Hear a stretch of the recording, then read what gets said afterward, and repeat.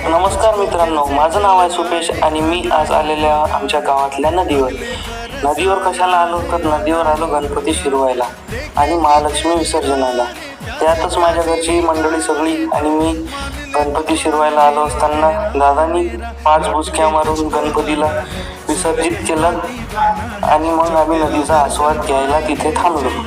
त्यानंतर इकडे गणपती आमचा खूप दूर लांब चाललेला होता.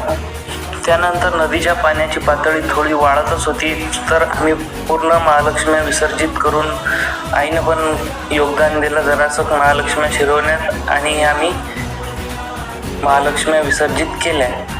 त्यानंतर आम्ही नदी पाहत होतो, तर पाहता पातळी खूपच वाढत होती आणि नंतर आम्ही प्रसादाचा आस्वाद घेतला. तर ठीक आहे मित्रांनो, आजचा ब्लॉग इथेच थांबवतो. व्हिडिओ खूप लंबा होत आहे आणि भेटू कधी नवीन